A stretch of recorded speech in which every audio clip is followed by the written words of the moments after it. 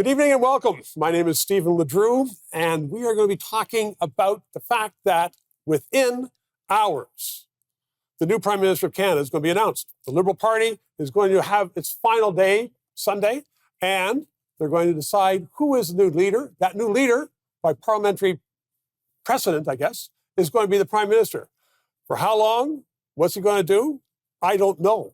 But we should all be engaged in that dialogue. So we have Dan McTeague joining us now. He was a Liberal member of Parliament for 19 years, 18 and something. He knows all about what's going on in politics. And Anthony Feor is, how should I call it? Probably a Liberal activist. Would that be fair? No. No.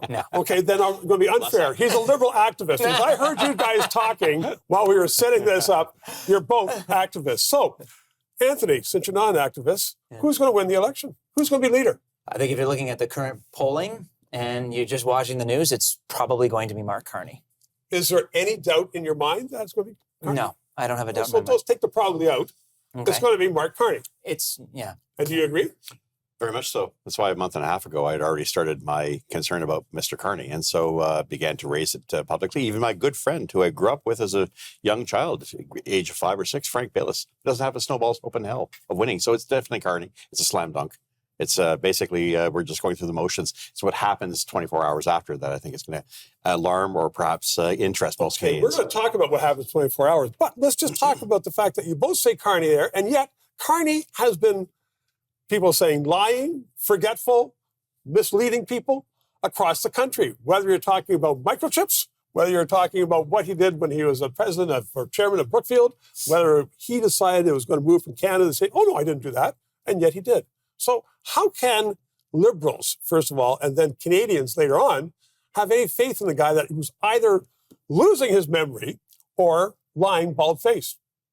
Mr. Feor. Well, I think you have to look at the merits of how he's performed.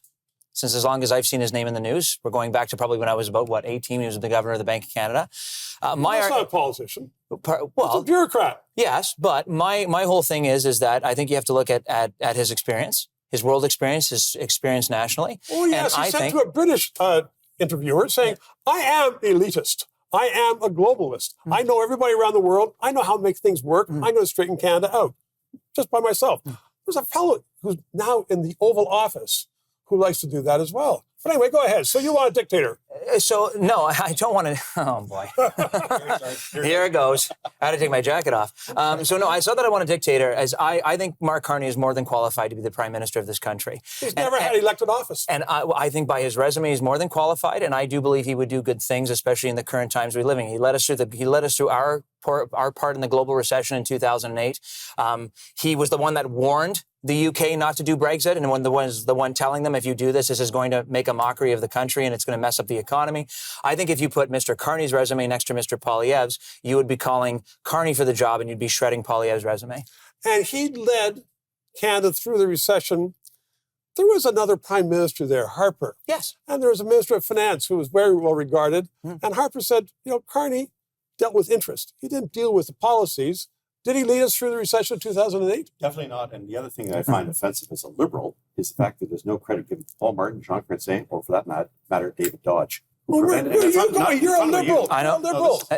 I don't take offense to anything Dan says. What I think this leads us to is a man who's highly inexperienced and terribly unqualified for politics. He's perhaps very good in the financial sectors. And I certainly think his credibility in financial circles around the world, including the WEF, is well known. However, when it comes to politics, he's crossed the Rubicon and he's going to get slaughtered if he continues the serious mistakes that he's made throughout the campaign, when there rarely hasn't been much of a leadership contest. And to say there's some good people, I'm sure, as I've mentioned, my conflict of interest, my good friend Frank Bayless is there, very qualified. But I don't think this is the kind of leadership I'm used to. The one that I saw in 1990, the one I saw in 1984. I wasn't around in 68. I was too young for that. Maybe Anthony was. No. And maybe you were, Stephen. But I remember it very, very well. It's one thing to have... There were 8 people in 68. That's right. Well, there were more than that, but 8. Any Canadian would have said, that person could be Prime Minister. Exactly. And now we have 4 running on the debates. They're all in total agreement with everybody. George Martin. I mean, there was a list of people, Julie LaMarche. I mean, this whole thing, for me, is... If take away the fact where I stand with Mr. Carney, because he represents, I think, a lot of the green policies and economic policies that have been proven to be very, very devastating for the country. Regardless of that, I think the mistakes that he's made, the gaffes that he's made, the view that perhaps he's being dishonest. I'd like to not think that's the case. I think it has more to do with the fact that I think he just doesn't understand politics. He's not fit for the tough game ahead. And Pierre Poilievre is going to continue his fault. Not fit for a tough game. We're going to take a quick break. When we come back, you're going to debate that. Okay. Right back after this. Thank you.